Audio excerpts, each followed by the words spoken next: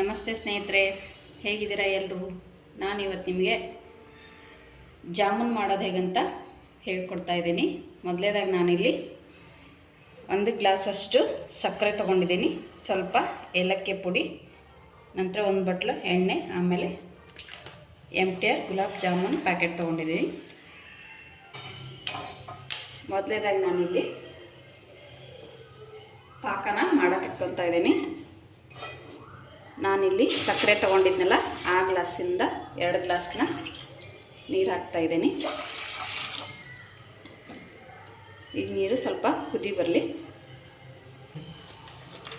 ಆ ನೀರು ಕುದಿ ಬರೋವರೆಗೂ ನಾವಿಲ್ಲಿ ಇದನ್ನ ಜಾಮೂನ್ ಹಿಟ್ಟನ್ನ ಕಲಿಸ್ಕೊಳ್ಳೋಣ. ನಾನು ಪೂರ 1 ಪ್ಯಾಕೆಟ್ ತೊಗೊತಾ ಇದ್ದೀನಿ. ಇಲ್ಲಿ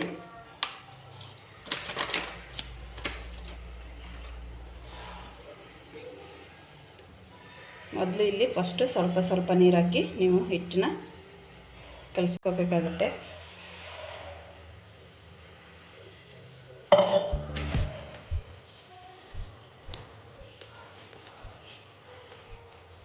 ಸ್ವಲ್ಪ ಗಟ್ಟಿಯಾಗಿ ಇರಲಿ ಹಿಟ್ಟು.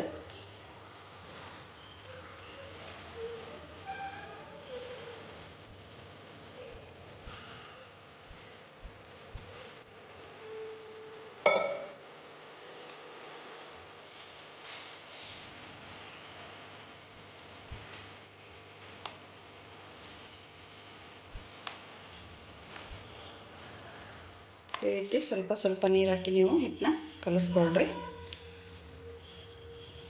ತೀರಾ ಗಟ್ಟಿಯಾಗೆಲ್ಲ ತೀರಾ ತೆಳುವಾಗಿ ಎಲ್ಲ ಮೀಡಿಯಮ್ ಆಗಿರಲಿ ಹಿಟ್ಟು. ಕೊನೆಯದಾಗಿ ಸ್ವಲ್ಪ ಎಣ್ಣೆನ ಹಚ್ಕೊಂಡಿದ್ನ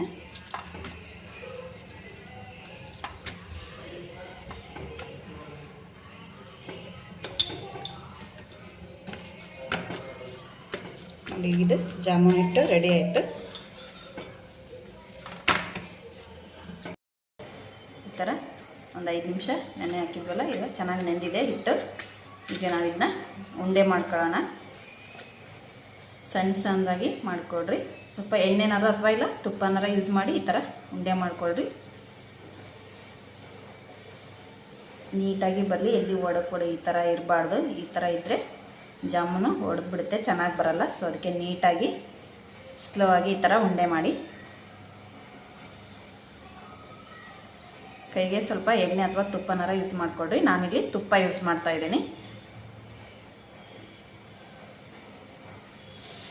ನೋಡಿ, ಈ ರೀತಿ ನೀಟಾಗಿ ಎಲ್ಲೂ ಬಿರುಕಿಲ್ಲದೆ ಏನು ಹೊಡೆದಂಗೆ ಈ ಥರ ನೀಟಾಗಿ ಮಾಡ್ಕೊಳ್ರಿ. ತೀರಾ ದೊಡ್ಡದಾಗಲ್ಲ ಸಣ್ಣದಾಗಲ್ಲ, ಈ ಸೈಜಲ್ಲಿರಲಿ. ನೋಡಿ, ನಾನು ಈ ಥರ ಎಲ್ಲ ಈ ರೀತಿ ಉಂಡೆಗಳು ಮಾಡಿಟ್ಕೊಂಡಿದ್ದೀನಿ. ಈಗ ಎಣ್ಣೆ ಕಾಯ್ಲಿಕ್ಕೆ ಇಟ್ಕೊಂಡಿದ್ದೀನಿ. ಇವನ್ನ ಫ್ರೈ ಮಾಡ್ಕೊಳ್ಳೋಣ.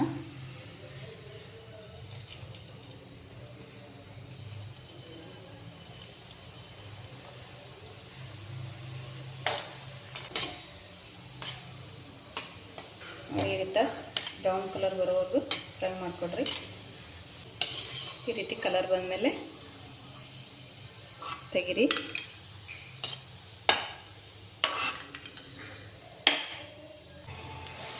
ನೋಡ್ರಿ, ಈಗ ಇದು ನೀರು ಈ ಥರ ಪಳ ಅಂತ ಕುದ್ದಾದ್ಮೇಲೆ ತೊಗೊಂಡಿದ್ವಲ್ಲ ಸಕ್ಕರೆನ ಹಾಕೋಣ.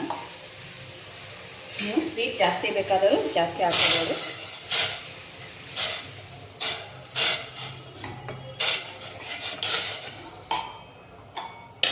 ಆಮೇಲೆ ಕೊಟ್ಟಿಟ್ಕೊಂಡಿರೋ ಏಲಕ್ಕಿ ಪುಡಿ ಅವಳು ಹಾಕ್ತಾಯಿದ್ದೀನಿ. ಇದು ನೀಟಾಗಿ ಎಲ್ಲ ಸಕ್ಕರೆ ಕುದಿಯೋವರೆಗೂ ನಾವು ಇಲ್ಲಿಂದ 7 ರಿಂದ 8 ನಿಮಿಷ ಇದು ಕುದಿಲಿಕ್ಕೆ ಬಿಡೋಣ.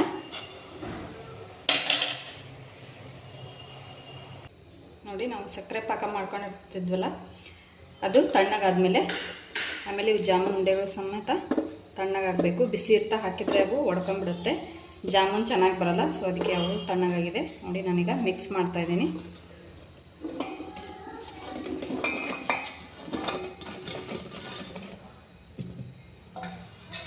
ನೋಡಿ, ಈ ರೀತಿ ಎಲ್ಲ ಪೂರ ಪಾಕದಲ್ಲೆಲ್ಲ ನೆನೆ ಥರ ಬಿಡೋಣ. ಇದು ರೆಡಿ ಆದ ತಕ್ಷಣ ತಿನ್ನೋಕ್ಕೇನು ಬರಲ್ಲ. ಒಂದು 5 ರಿಂದ 6 ತಾಸು ಇದು ಸಕ್ಕರೆ ಪಾಕದಲ್ಲಿ ನೆನ್ಕೋಬೇಕು. ನೀವು ಬೆಳಗ್ಗೆ ತಿನ್ನೋ ಆಗಿದ್ದರೆ ರಾತ್ರಿನೇ ಮಾಡಿಟ್ಕೊಂಡ್ರು ಪರವಾಗಿಲ್ಲ, ಚೆನ್ನಾಗೆಲ್ಲ ಪಾಕ ಹಿಂಕೊಂಡಿರುತ್ತಲ್ಲ ಸಕ್ಕರೆ ಪಾಕ, ಟೇಸ್ಟು ಚೆನ್ನಾಗಿರುತ್ತೆ.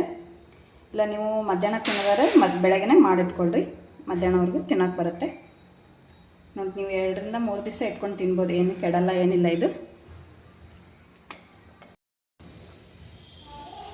ನೋಡಿ. ಈಗ ನಾನು 6 ಗಂಟೆ ಇದನ್ನ ನೆನೆ ಬಿಟ್ಟಿದ್ದೆ, ಇವಾಗ ಬಟ್ಲಿಗೆ ಸರ್ವ್ ಮಾಡ್ತಾಯಿದ್ದೀನಿ ನೋಡಿ. ಎಷ್ಟು ಚೆನ್ನಾಗಿ ಬಂದಿದೆ, ಸಕ್ಕರೆ ಪಾಕ ಎಲ್ಲ ಹಿಂಡ್ಕೊಂಡಿರುತ್ತಲ್ಲ, ಟೇಸ್ಟು ಸೂಪರಾಗಿರುತ್ತೆ.